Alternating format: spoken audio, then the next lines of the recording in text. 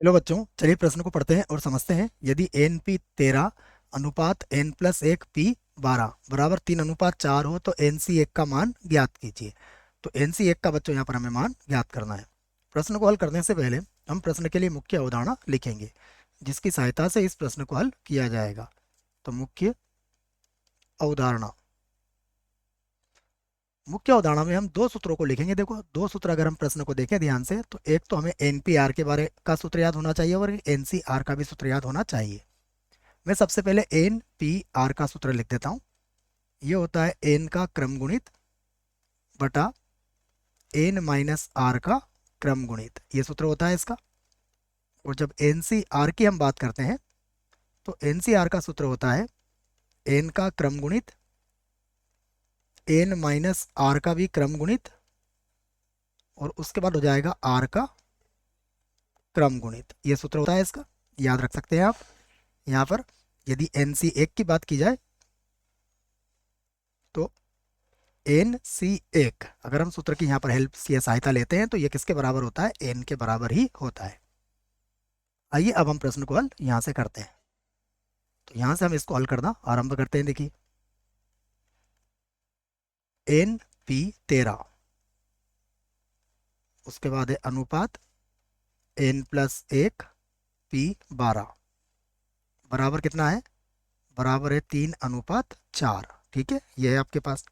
अब N P 13 को आप क्या लिख सकते हो? देखो, सूत्र हमारे सामने ही है ना। मैं 13 के 3 को एक बार और लिख देता हूँ। ये एन पी 13 है, तो ये हो जाएगा एन का क्रम गुणित, और ये हो जाएगा एन माइनस 13 का पूरे का क्रम गुणित। ठीक है, अब भाग चिन्ह को किस में बदलेंगे आप? गुणा में।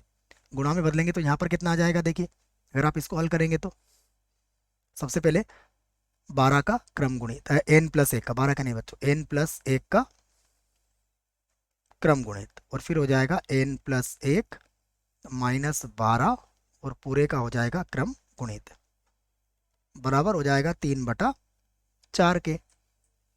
इसे और आगे हल किया जा सकता है। सबसे पहले हम बात करेंगे यहाँ पर एन के क्रम गुणित को, तो वैसे लिखा मैंने, बटा n-13 है, तो ये हो जाएगा हमारे पास n-13 का क्रम गुणित, n-13 का क्रम गुणित। ठीक है, गुणा। अब अगर इसको देखा तो हमने, ये n-11 हो गया बच्चों, तो n-11, उसके बाद n-12, इन दोनों को हम क्रम गुणित के बाहर ले लेंगे, तो हमारे पास आ जाएगा n-13 का क्रम गुणित बटा n प्लस एक को क्रम गुणित के बाहर ले लेंगे तो हमें याद है एक कम हो जाएगा, अर्थात ये हो जाएगा n का क्रम गुणित, और बराबर कितना हो जाएगा? 3/4। तो यहाँ पर अगर आप ध्यान से देखें तो देखिए क्या क्या कटेगा। n के क्रम गुणित से n का क्रम गुणित कट जाएगा, n-13 के क्रम गुणित से n-13 का क्रम गुणित भी कट जाएगा। अब हम इनका गुणा कर लेते हैं, तो ये बन जाएगा n का n से गुणा करेंगे तो ये हो जाएगा। सबसे पहले तो मैं 4 को इधर लिख देता हूँ बच्चों, ठीक है ना, 4 का गुणा भी करेंगे। n का n से गुणा किया तो n का वर्ग, n का -12 से किया तो माइनस का 12n, माइनस का 11n, और 12 का 11 से कर दिया तो माइनस माइनस हो जाएगा प्लस। ये हो जाएगा 120 और 12 132, 132 बराबर 3 से गुणा हो जाएगा n प्लस एक का, तो 3, और ये गुणा हो गया n प्लस एक के साथ। अब 4 को n के वर्ग से गुणा कर देंगे हम, तो 4n का वर्ग हो जाएगा, तो ये हो गया 4n का वर्ग। उसके बाद देखें तो 12 और 11, ये कितना हो जाएगा? 11 11 22 और एक 23 हो जाएगा बच्चों। 23 को 4 से गुणा कर लेते हैं, तो 4 3 12 के 2, ये हो गया हासिल का 1, 8 और 1 9, तो ये 92 हो गया। ठीक है, क्यों? क्योंकि 12 और 11 जुड़ेगा और 4 का गुणा भी होगा, तो ये माइनस का 92 एन हो जाएगा, माइनस का 92 एन।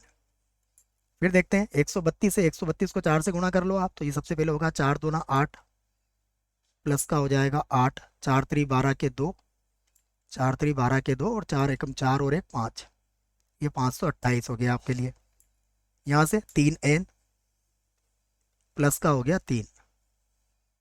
फिर से देखें तो ये होगा 4n का वर्ग 3 एन को भी इधर लाया तो ये 95 हो गया, 95 एन। उसके बाद अगर आप इसे हल करें तो 3 को इधर ले आइए तो 525 हो जाएगा, ये हो जाएगा 525 और बराबर कितना हो जाएगा 0। अब हम इसके गुणनखंड कर लेते हैं।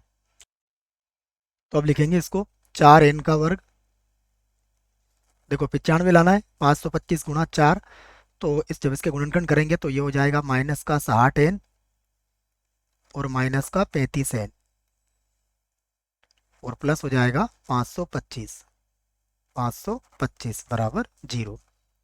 यहाँ से 4n कॉमन ले लेते हैं तो ये हो जाएगा n माइनस का 15, यहाँ से माइनस का 35 कॉमन ले लेंगे तो ये भी हो जाएगा n माइनस का 15 बराबर हो जाएगा 0। अब n माइनस 15 एक गुणनखंड मिल गया हमें और दूसरा मिल जाएगा 4n माइनस का 35 बराबर 0।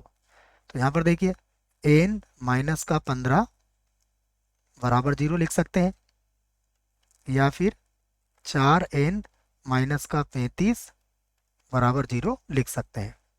तो n बराबर कितना हो गया 15, या फिर n बराबर कितना हो गया 35/4। तो n का मान, ये तो अपूर्णांक है, इसका अर्थ हुआ कि ये तो हम अमान्य कर देंगे